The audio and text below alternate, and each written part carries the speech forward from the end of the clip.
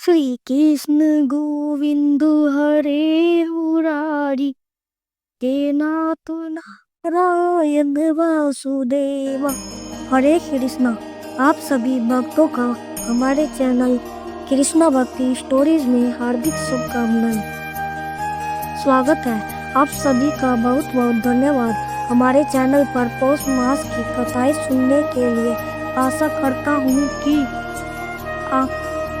आगे भी माघ मास की कथाएं भी इसी प्रेम से सुनते आएंगे। तो आइए प्रेम से बोलिए भगवान श्री हरि विष्णु की जय, भगवान श्री गणेश की जय। माघ का महीना सबसे पहले माघ का महीना था, जो बाद में माघ शब्द हो गया। माघ शब्द का संबंध भगवान श्री कृष्ण जी के एक स्वरूप माधव से है। इस महीने को अत्यंत ही पवित्र महीना माना जाता है। माघ महीने में संगम पर कलप वास्तु किया जाता है, जिससे भक्तों के शरीर और आत्मा का नवीनीकरण हो जाता है। साल 2025 में पौष पूर्णिमा 13 जनवरी दिन सोमवार को है। इसी दिन से माघ स्नान भी प्रारंभ हो जाएगा। माघ इस बार प्रारंभ होगा 14 जनवरी 2025 से और माघ मास की समाप्ति होगी 12 फरवरी को। माघ मास में तुलसी जी का पूजन करने से सभी पुण्य की प्राप्ति होती है। इस मास में गरीब और जरूरतमंदों को कंबल और गर्म कपड़े दान करना चाहिए। इसके अलावा माघ के महीने में काले तिल, अन्न, वस्त्र और धन का दान भी फलदायी होता है। माघ महीने में किसी का भी अपमान नहीं करने, न ही किसी को अपशब्द कहे। तामसिक चीजों से दूरी बनाए रखे। मांस मदिरा का भूलकर भी सेवन ना करे। और इस मास में श्रीमद् भागवत गीता का पाठ, गंगा स्तुति, श्रीमद् भागवत महापुराण की कथाओं को सुनने से अनंत गुना पुण्य की प्राप्ति होती है। श्री हरि विष्णु जी और भगवान श्री कृष्ण की कृपा प्राप्त करने के लिए और इस जीवन मरण के चक्र से मुक्त होने के लिए माघ स्नान और माघ मास की ये कथाएं बहुत ही पवित्र मानी जाती है। माघ मास में भगवान श्री माधव की पूजा करने से राजा सूर्य यज्ञ का फल भी प्राप्त होता है। जो तपस्वी इस महीने में तिल का दान करते हैं वह कभी नरक नहीं जाते, उसे स्वर्ग की प्राप्ति हो जाती है। इस महीने में गर्म पानी को धीरे धीरे छोड़कर साधारण पानी से नहाना चाहिए। सूर्योदय से पहले यानी ब्रह्म मुहूर्त में उठकर भगवान श्री हरि के भक्तों को स्नान आदि करके माघ मास की इन पवित्र कथाओं को अवश्य ही सुनना चाहिए। श्री कृष्ण की पूजा के समय उन्हें पीले पुष्प अर्पित करें। पुंजारी, माखन, मिश्री और पंचामृत का उन्हें भोग अर्पित करे और साथ में तुलसी जी दल भी जरूर मिलाए। इसके साथ उनके मंत्रों का जाप करे। इस महीने में तिल और गुड़ का प्रयोग विशेष ही लाभ का होता है। एक समय यदि भोजन किया जाए तो आरोग्य और एकाग्रता की प्राप्ति होती है। तो आइए भगवान श्री लक्ष्मी नारायण जी के चरणों का ध्यान करके माघ मास की इन पवित्र कथाओं का शुभारंभ करते हैं। आज की कथा के साथ ही आप श्रीमद् भागवत महापुराण की बहुत ही पवित्र कथा भी सुनेंगे, क्योंकि इस पाठ को सुनने से मोक्ष की प्राप्ति हो जाती है। एक समय की बात है, श्री सूत जी महाराज ने अपने गुरु जी से वेदव्यास जी से कहा कि गुरुदेव कृपया करके आप मुझे माघ मास महात्म की कथा कहिए, क्योंकि मैं आपका शिष्य हूँ। तब वेदव्यास जी कहने लगे कि रघुवंश के राजा दिलीप एक समय यज्ञ के स्नान के बाद पैरों में जूते और सुंदर वस्त्र पहनकर शिकार की सामग्री लेकर कवच और शोभायमान आभूषण पहने हुए अपने सिपाहियों से घिरे हुए जंगल में शिकार खेलने के लिए अपनी नगरी से बाहर निकले। उनके सिपाही जंगल में शिकार के लिए मृग, व्याघ्र, सिंह आदि जंतुओं की तलाश में इधर उधर फिरने लगे। उस वन में वनस्थली अत्यंत ही शोभा थी।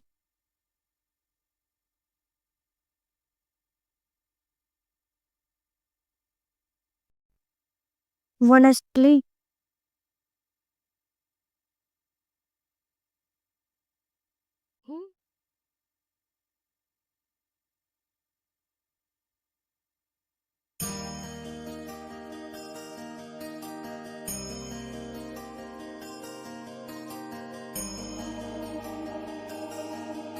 वनस्थली अत्यंत ही शोभा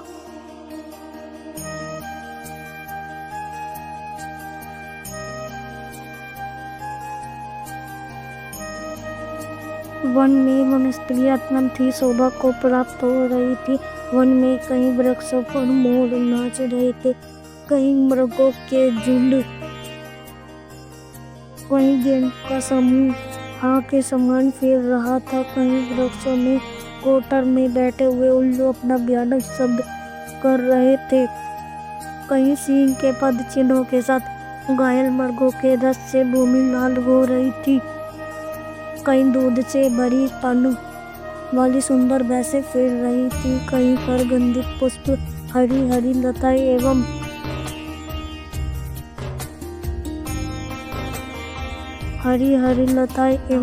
कहीं बड़े बड़े पेड़ खड़े थे, तो कहीं पर पेड़ों पर बड़े बड़े अजगर और अजगर की मछलियां पड़ी हुई थी।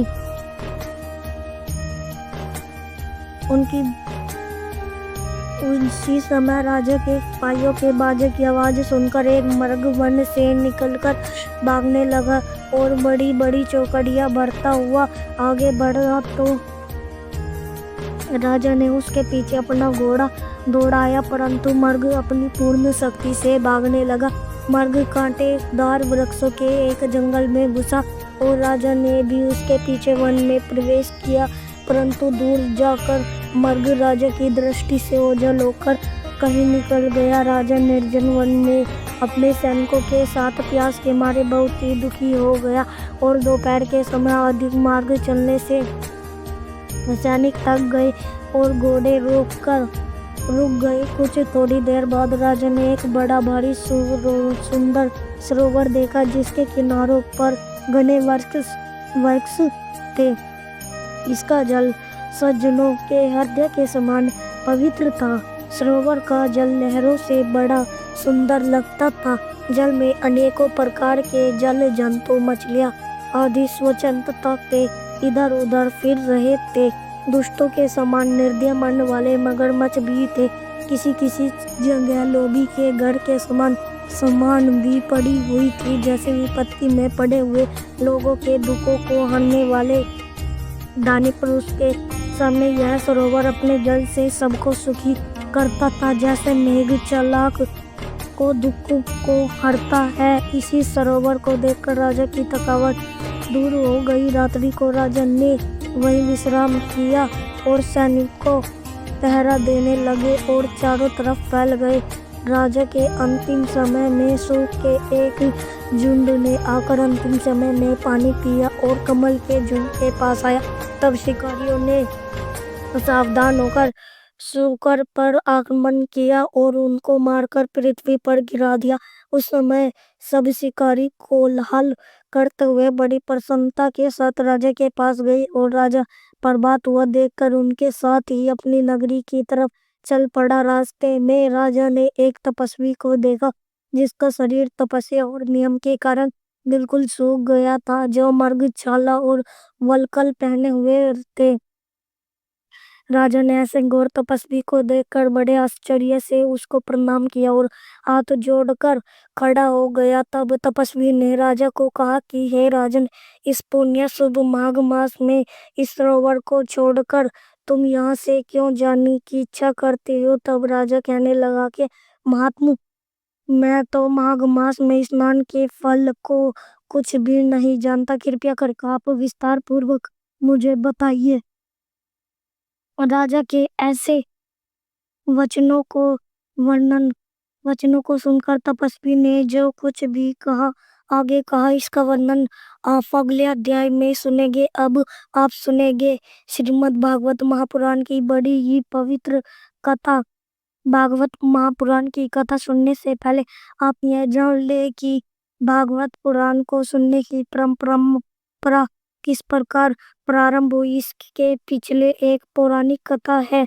पौराणिक कथा के अनुसार श्रृंगी अपने पिता ऋषि शमी के आश्रम में अन्य ऋषि कुमारों के साथ रहकर अध्ययन कर रहे थे। एक दिन की बात है कि सब विद्यार्थी जंगल में हुए थे और विश्राम में शमीक ऋषि समाधि में अकेले बैठे हुए थे। अभी अचानक वहां प्यास से व्याकुल राजा परीक्षित पहुंचे। वह प्यास से बहुत व्याकुल थे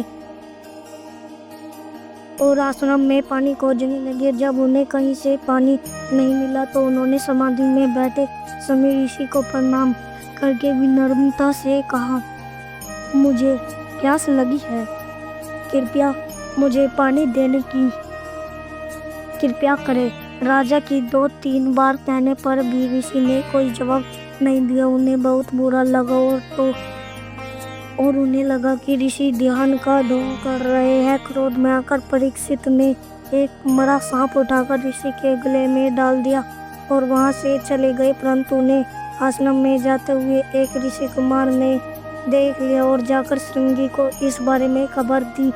सभी राजा की स्वागत के लिए आश्रम पहुंचे, परंतु जब तक सब पहुंचे राजा वहां से जा चुके थे और ध्यान में बैठे शमीक ऋषि के गले में मरा सांप पड़ा था। यह देखकर ऋषि श्रृंगी को बहुत क्रोध आया।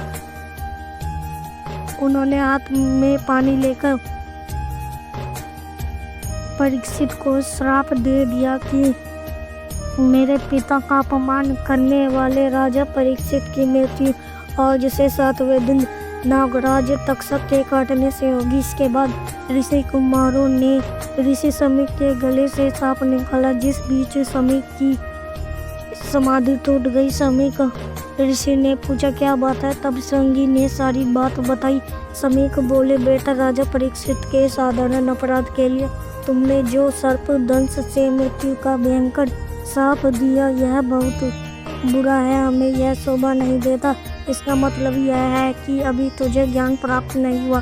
अब तू भगवान की शरण में जा और अपने अपराध की क्षमा मांग। राजा परीक्षित को राजभवन पहुंचते पहुंचते अपनी गलती का एहसास हो चुका था। थोड़ी देर के बाद शमीक ऋषि का एक शिष्य राजा परीक्षित के पास पहुंचा और उसने कहा, राजा ब्रह्म समाधि में लीन शमीक ऋषि की ओर से आपका उचित सत्कार नहीं हो पाया, जिसका उन्हें बहुत है, किंतु आपने बिना सोचे समझे जो मरे सांप को उनके गले में डाल दिया।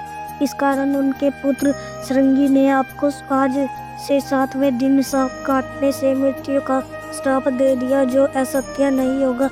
इसलिए आप मेरी बात माने तो 7 दिन तक अपना पूरा समय ईश्वर चिंतन में लगाए ताकि आपको मोक्ष की प्राप्ति हो सके। यह सुनकर राजा को संतोष हुआ कि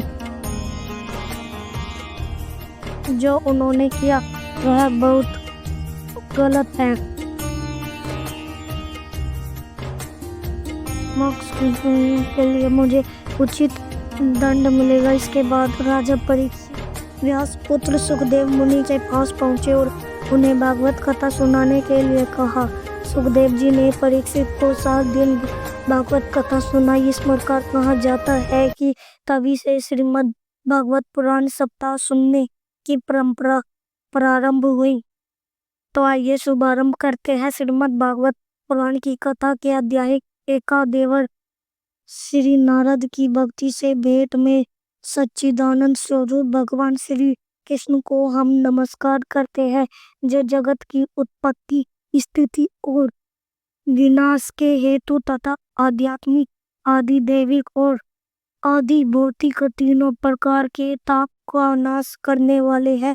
जिस समय श्री सुखदेव जी का योगोपवीत संस्कार भी नहीं हुआ था तथा लौकिक वैदिक कर्म का अनुष्ठान का अवसर भी नहीं हो आया था, तभी उन्हें अकेले ही संन्यास लेने के लिए घर से जाता देखकर उनके पिता वेदव्यास जी वीर से कातर होकर उन्हें पुकारने लगे, बेटा, बेटे, तुम कहाँ जा रहे हो? उस समय वृक्षों ने तन्मय होने के कारण श्री सुखदेव जी की ओर से उत्तर दिया था।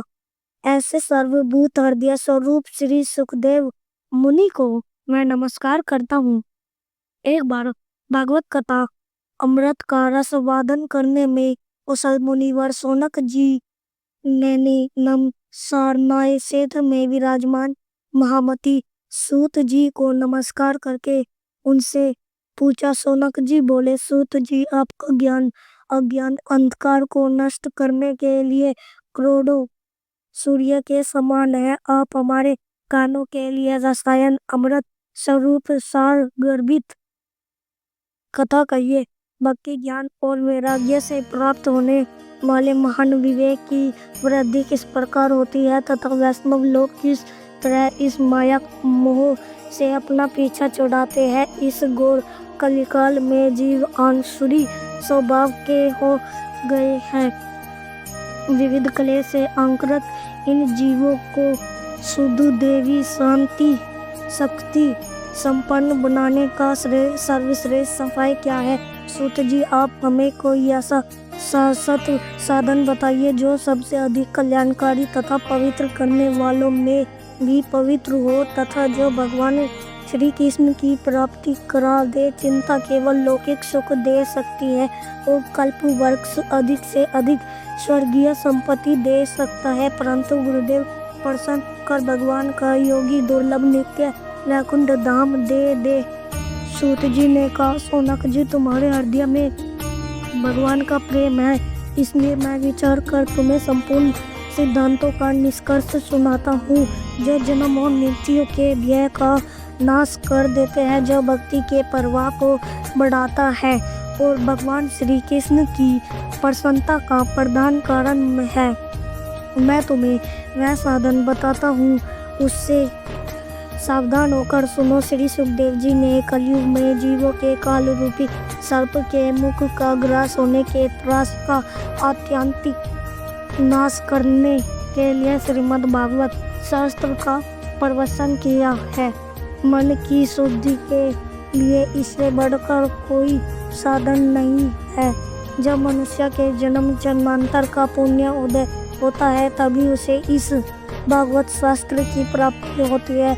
जब सुखदेव जी राजा परीक्षित को यह कथा सुनाने के लिए सभा में विराजमान हुए तब देवता लोग उनके पास अमृत का कलश लेकर आए। देवता अपना काम बनाने में बड़े कुशल होते हैं, अतः यहाँ भी सबने सुखदेव मुनि को नमस्कार करके कहा, आप यहाँ अमृत लेकर बदले में हमें कथा अमृत का ज्ञान दीजिए। इस प्रकार परस्पर विनिमय अदला बदली हो जाने पर राजा परीक्षित अमृत का पान कर और हम सब श्रीमद् भागवत अमृत का पान करेंगे। इस संसार में कहा कांच और कहा महमूद मणि और कहा सुधा और कहा कथा। श्री सुखदेव जी ने यह सोचकर उस समय देवताओं की हंसी उड़ा दी। उन्हें भक्ति शून्य कथा का उन अनधिकारी जानकर कथा अमृत का दान नहीं किया। इस प्रकार यह श्रीमद् भागवत की कथा देवताओं को भी दुर्लभ है। पूर्व काल में श्रीमद् भागवत के श्रवण से ही राजा परीक्षित की मुक्ति देखकर ब्रह्मा जी को भी बड़ा आश्चर्य हुआ था। उन्होंने सत्यलोक में तराजू बांधकर सब साधनों को तोला, अन्य सभी साधन तोल में हल्के पड़ गए। अपने महत्व के कारण श्रीमद् भागवत गीता ही सबसे भारी रहा। यह देखकर सभी ऋषियों को बड़ा विस्मय हुआ। उन्होंने कलयुग में इस भगवत रूप भागवत शास्त्र को ही पढ़ने सुनने से तत्काल मोक्ष देने वाला निश्चय किया। सप्ताह विधि से श्रवण करने पर यह निश्चय भक्ति प्रदान करता है। पूर्व काल में इसे दया प्राय संकादिक से इसे श्रवण कर लिया था, तथापि सप्ताह श्रवण की विधि तो उन्हें सनका आदि ने ही बताई थी। शौनक जी ने पूछा, संकादिक साथ संयोग कहाँ हुआ और विधि विधान के श्रवण में उनकी प्राप्ति कैसे हुई? सूत जी ने कहा, अब मैं तुम्हें वह भक्तिपूर्ण कथा सुनाता हूँ जो श्री सुखदेव जी ने मुझे अपना अन्य शिष्य जानकर एकांत में सुनाई थी। एक दिन विशालपुर के चारों निर्मल आए। वहां उन्होंने नारद जी को देखा। सनकादिक उदास क्यों हो रहा है? आप चिंता कैसे है? इतनी जल्दी जल्दी आप कहाँ जा रहे हैं और आपका आगमन कहाँ से हो रहा है? इस समय तो आप उस पुरुष के समान व्याकुल जान पड़ते हैं जिसका सारा धन लुट गया हो। आप जैसे असती रहित पुरुषों के लिए यह उचित नहीं है। इसका कारण बताइए। तब नारद जी ने कहा, मैं सर्वोत्तम लोक समझकर पृथ्वी में आया था। यहाँ पुष्कर, प्रयाग, काशी आदि तीर्थों में इधर उधर विचार कर रहा था, किंतु मुझे कहीं भी मन का संतोष देने वाली शांति नहीं मिली। इस समय अधर्म के सहायक कलयुग ने सारी पृथ्वी को पीड़ित कर रखा है। अब यहाँ सत्य, तप, सोच अर्थात बाहर और भीतर की पवित्रता, दया, दान आदि सब कुछ भी नहीं है। बेचारे जीव केवल अपना पेट पालने के लिए लगे हुए हैं।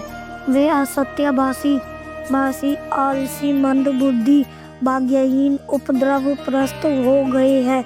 जो साधु संत कहे जाते हैं वह पूरे पाखंडी हो गए हैं। देखने में तो वह विरक्त है, किंतु स्त्री धन आदि सभी का परिग्रह करते हैं। गृह में स्त्रियों को का राज है। साले सलाहकार बने हुए हैं। लोभ से लोग कन्या बिटिया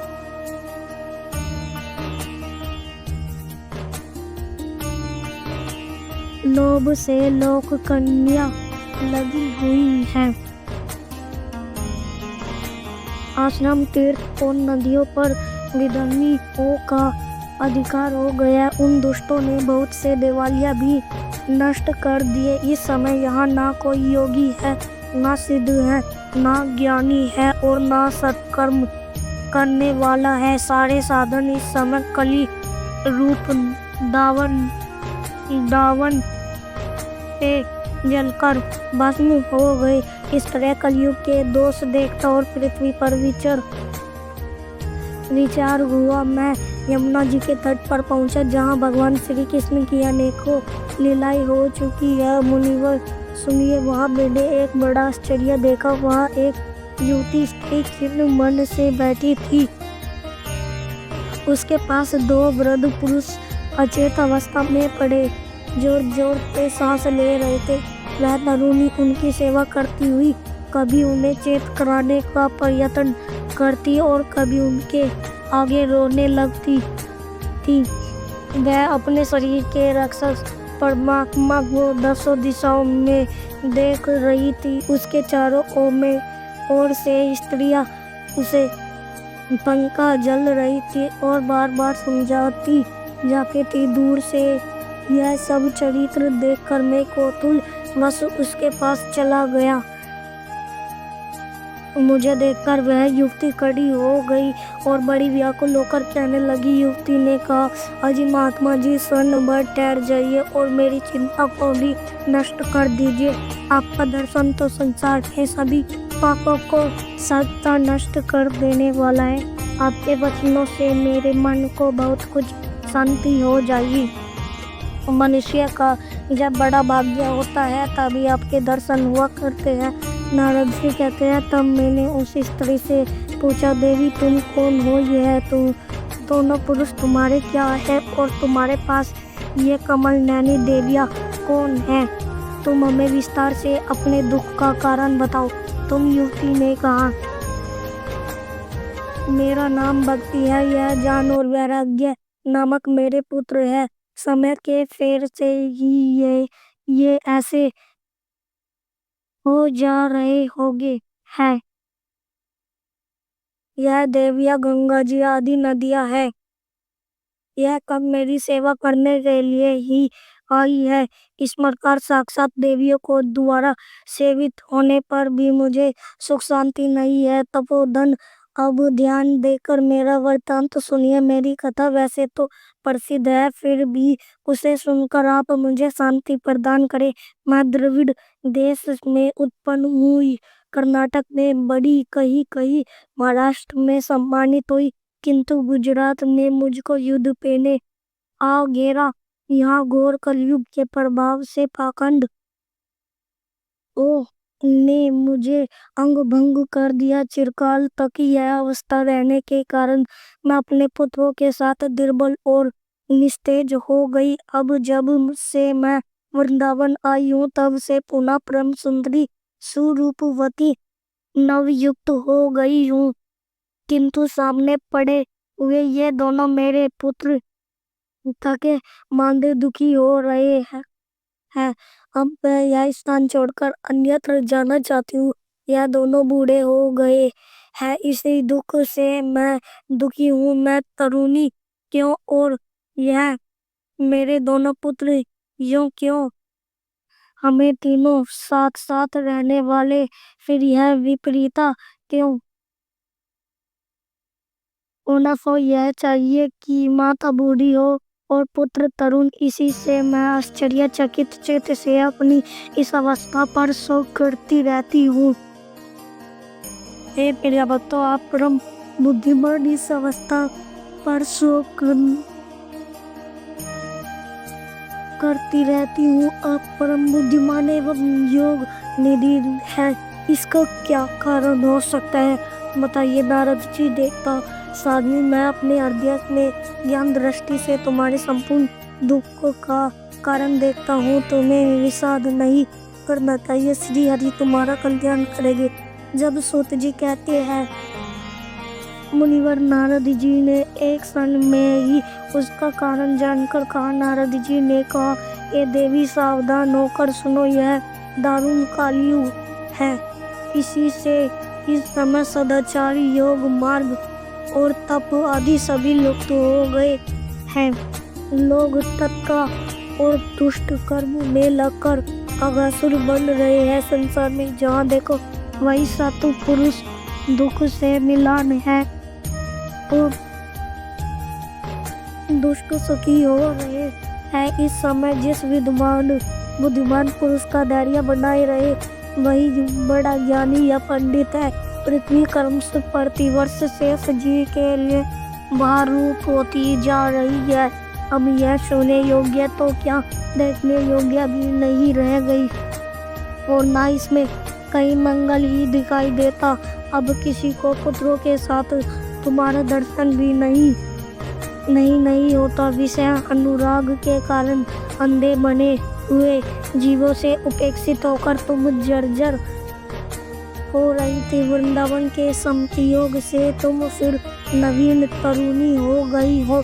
अतः यह वृंदावन धाम धन्य है, जहाँ भक्ति सर्व नृत्य कर रही है। परंतु तुम्हारे इन दोनों पुत्रों का यहाँ कोई ग्राहक नहीं है, इसमें इनका बुढ़ापा नहीं छूट रहा है। यहाँ इनको कुछ आत्म सुख यानी भागवत स्पर्श जनित आनंद की प्राप्ति होने के कारण यह सोते से जान पड़ते हैं। भक्ति ने कहा, राजा परीक्षित ने इस पापी कलयुग को क्यों रहने दिया? इसके आते ही सब वस्तुओं का सार न जाने कहाँ चला गया। करुणामय श्री हरि से भी यह अधम कैसे देखा जाता है? मुने मेरे यह संदेह दूर कीजिए। आपके वचनों से मुझे बड़ी शांति मिली है। नारद जी ने कहा, बोले, यदि तुमने पूछा है तो प्रेम से सुनो कल्याणी, मैं तुम्हें सब बता आऊंगा और तुम्हारा दुख दूर हो जाएगा। जिस दिन भगवान श्री कृष्ण इस भूलोक को छोड़कर अपने परम धाम को पधारे, उसी दिन से यहाँ संपूर्ण साधनों में राजा परीक्षित की दृष्टि पड़ने पर कलयुग धन के समान उनकी शरण में आया। ब्राह्मण के समान सारग्रामेष्टम योग एवं समाधि से भी नहीं मिलता। कलयुग में वही फल श्री हरि कीर्तन से ही भली भांति मिल जाता है। इस प्रकार सारहीन होने पर भी उसे इस एक ही दृष्टि से सारयुक्त देखकर उन्होंने कलयुग में उप मुख्यमंत्री के सारे पदार्थ बीजहीन भूज के समान हो गए हैं। मन पर काबू न होने के कारण तथा लोभ, दम और पाखंड का आश्रय लेने के कारण एवं शास्त्र का अभ्यास न करने से ध्यान योग का फल मिट गया है। सूत जी कहते हैं, सौनक जी, इस प्रकार देवर्ष नारद के वचन सुनकर भक्ति को बड़ा आश्चर्य हुआ। फिर उसने जो कुछ कहा उसे सुनिए। भक्ति ने कहा, देव ऋषि आप धन्य है। मेरा बड़ा सौभाग्य था जो आपका समागम हुआ। संसार में साधुओं का दर्शन ही समस्त सिद्धियों का परम कल्याण कारण है। आपका केवल एक बार का उपदेश धारण करके क्या दुर्कुमार प्रहलाद ने माया पर विजय प्राप्त कर ली थी। ध्रुव ने भी आपकी कृपा से ही ध्रुव पद प्राप्त किया था। आप सर्व मंगलमय और साक्षात श्री ब्रह्मा जी के पुत्र हैं। मैं आपको नमस्कार करती हूँ। नारद जी ने कहा, बोले, तुम व्यर्थ ही अपने को क्यों खेद में डाल रही हो। अरे तुम इतनी चिंता क्यों हो। भगवान श्री कृष्ण के चरणों कमलों का चिंतन करो। उनकी कृपा से तुम्हारा सारा दुख दूर हो जाएगा। जिन्होंने कौरवों के अत्याचार से द्रौपदी की रक्षा की थी और गोप सुंदरियों को सनातना में श्री कृष्ण कहीं चले थोड़ी ही दूर गए। फिर तुम तो भक्ति हो और सदा उन्हें प्राणों से भी प्यारी हो। तुम्हारे बुलाने पर तो भगवान नीच के घर में भी चले जाते हैं। सत्य, त्रेता और द्वापर, इन 3 युगों में ज्ञान और वैराग्य मुक्ति के साधन थे, किंतु कलयुग तो केवल भक्ति ही ब्रह्मा सायुज्य अर्थात मोक्ष की प्राप्ति कराने वाली। यह सोचकर ही परमानंद चिन्ह मूर्ति ज्ञान स्वरूप श्री हरि ने अपने सत स्वरूप से तुम्हें रचा है। तुम साक्षात श्री कृष्ण चंद्र की प्रिया थी कि मैं क्या करूं। तब भगवान ने तुम्हें यही आज्ञा दी थी कि मेरे भक्तों का पोषण करो। तुमने भगवान की वह आज्ञा स्वीकार कर ली। इससे तुम पर श्री हरि बहुत प्रसन्न हुए और तुम्हारी सेवा करने के लिए प्रिय भक्तों करने के लिए मुक्ति को तुम्हें दासी के रूप में दे दिया और इन ज्ञान वैराग्य को पुत्रों के रूप में तुम अपने साक्षात स्वरूप से वैकुंठ धाम होकर पोषण करती हो। भूलोक में तुमने उनकी पुष्टि के लिए केवल काया रूप साधारण पर रखा है। तम मुक्ति ज्ञान और वैराग्य को साथ लिए पृथ्वी तल पर आई और सत्य युग से द्वापर पर्यंत बड़े आनंद से रही।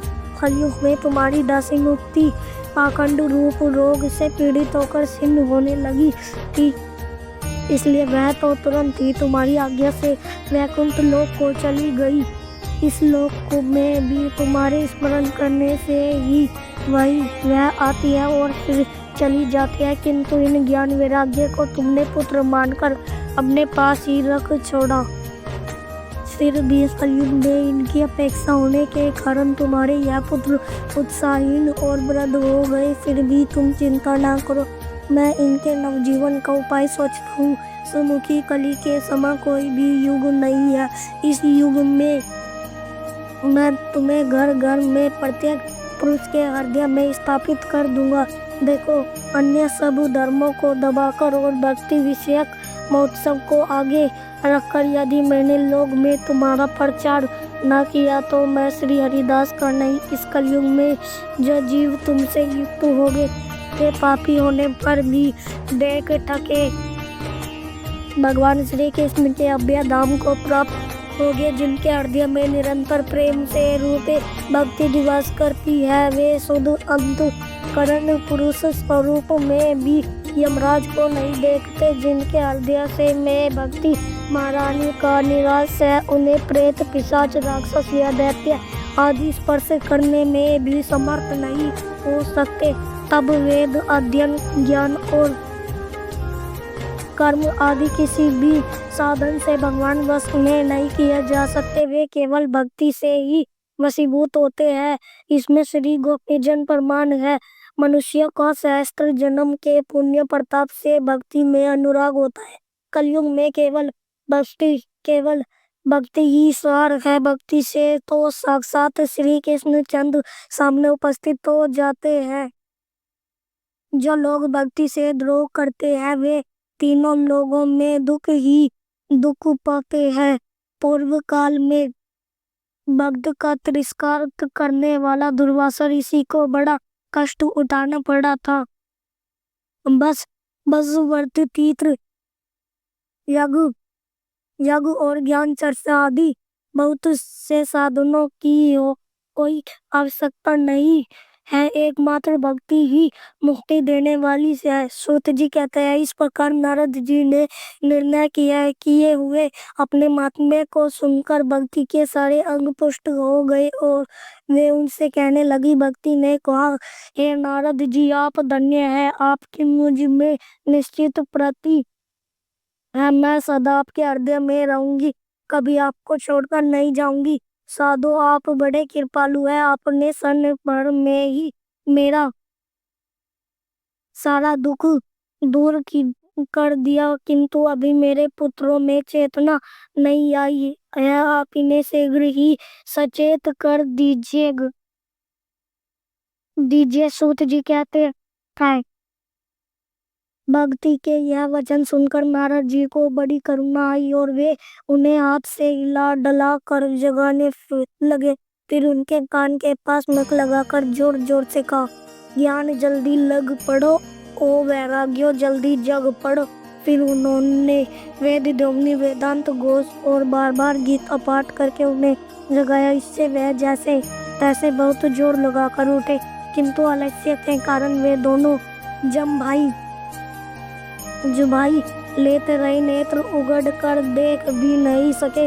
उनके बाल बगलों की तरह सफेद हो गए थे, उनके अंग प्राय सूखे काठ के समान निस्तेज और कठोर हो गए थे। इस प्रकार भूख प्यास के मारे अत्यंत दुर्बल होने के कारण उन्हें फिर सोते देखकर नारद जी की बड़ी चिंता हुई और वे सोचने लगे, अब मुझे क्या करना चाहिए।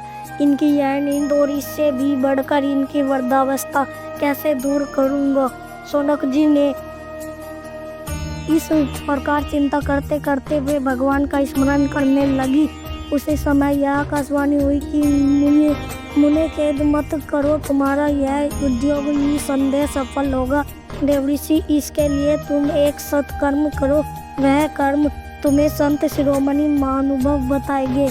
उस सत्कर्म का अनुष्ठान करते ही क्षण भर में इनकी नींद और वृद्धावस्था चली जाएगी और सर्वत्र भक्ति का प्रसार होगा।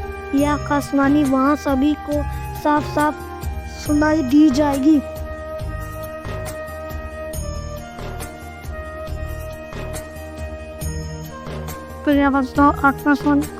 गुप्त रोग में नारद जी को बड़ा विस्मय हुआ और वे कहने लगे, मुझे तो इसका कुछ आशय समझ में नहीं आया। नारद जी बोले, इस आकाशवाणी ने भी गुप्त रोग में ही बता कही है, यह नहीं बताया कि वह कौन सा साधन किया जाए जिससे इनका कार्य सिद्ध हो। वे संत ना जाने कहाँ मिलेंगे और किस प्रकार उस साधन को बताएंगे। जब आकाशवाणी ने जो कुछ कहा है उसके अनुसार मुझे क्या करना चाहिए।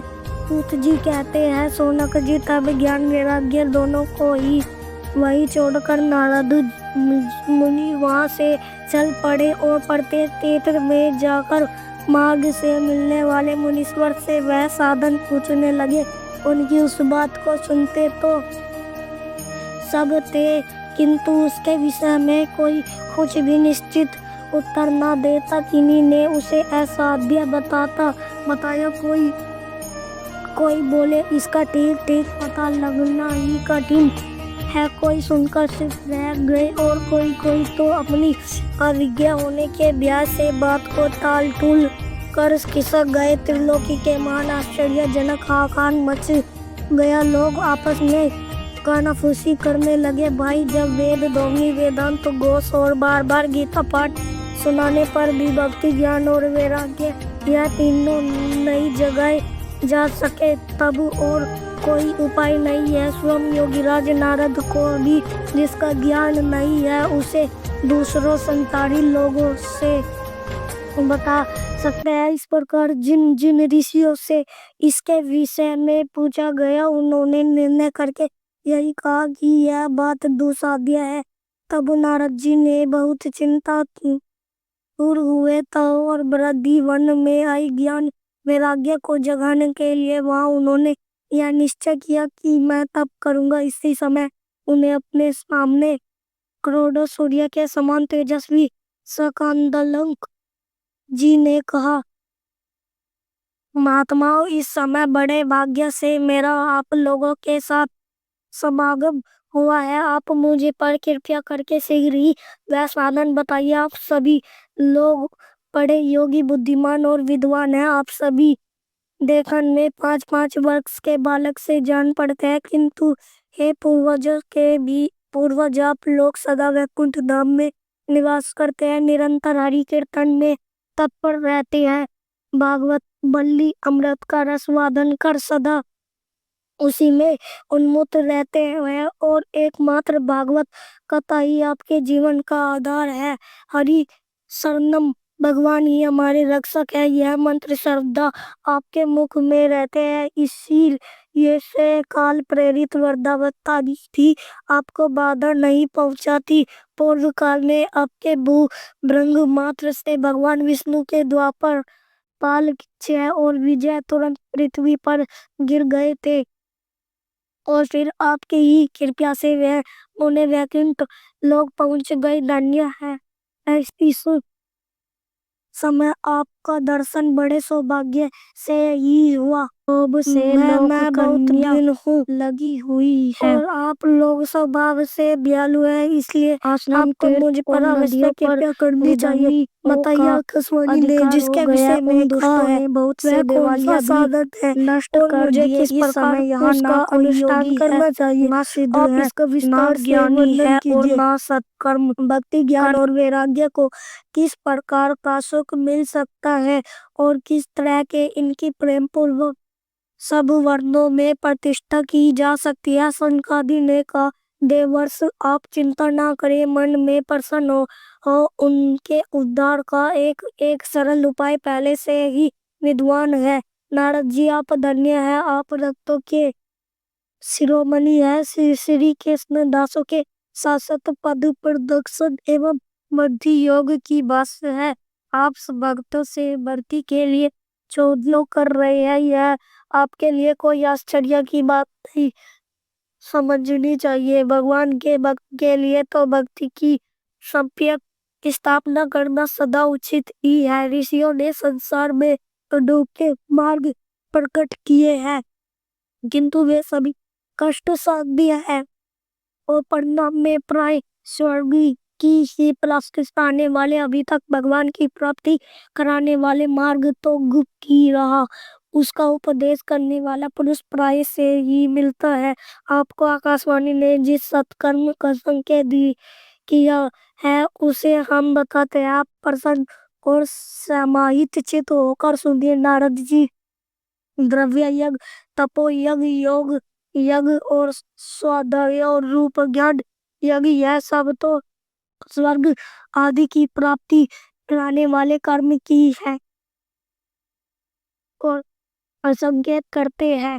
पंडितों ने ज्ञान यज्ञ को ही सत्कर्म यानी मुनिदायक कर्म का सूचक माना है। वह श्रीमद् भागवत का पारायण है जिसका गान शंकर आदि महानुभाव ने किया है। उसके शब्द सुनने से ही भक्ति ज्ञान और वैराग्य को बड़ा बल मिलेगा। इससे ज्ञान वैराग्य का कष्ट मिट जाएगा और भक्ति को आनंद मिलेगा। सिंह की गर्जना सुनकर जैसे भेड़िए भाग जाते हैं, उसी प्रकार श्रीमद् भागवत गीता की ध्वनि से कलयुग के सारे दोष नष्ट हो जाएंगे।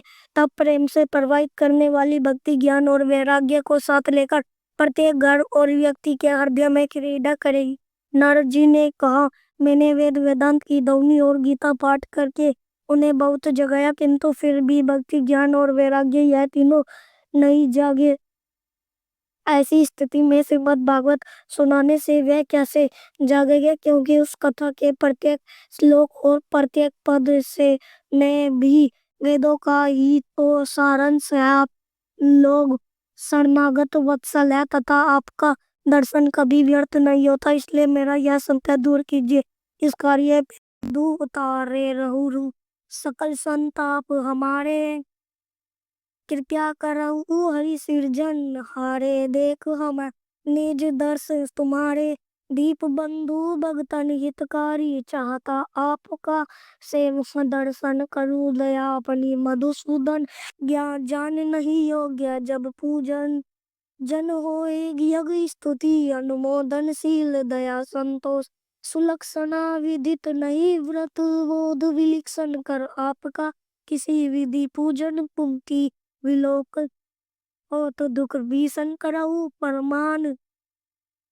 कौन विधि सुमीर कौन भांति, मैं करा सपरमन समर्पण सुर मुनि करत सदा समर्पण, शिव का ही हर्षित रहत परम गति पाई, दीन दुखन पर सदा सहाय, निज जन जान लेव अपना ही, पाप दोष संता नसाऊ, भव बंधन से मुक्त कराऊं, सुत संपत्ति दे सुख उपजाओ, निज चरणन का दास बनाओ, निगम सदाए विनय सुनावे, पढ़े सुने जो संजन सुख पावे। श्री विष्णु चालीसा समाप्त होती है।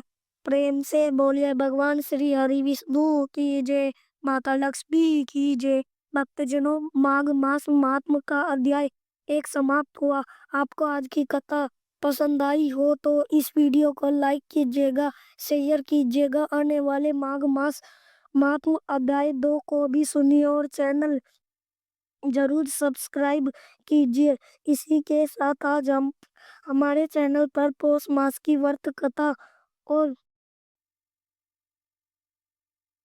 लक्ष्मी नारायण भगवान की कथा, मकर संक्रांति कथा भी सुनेंगे। तो एक बार प्रेम से बोलिए श्री लक्ष्मी नारायण भगवान की जय।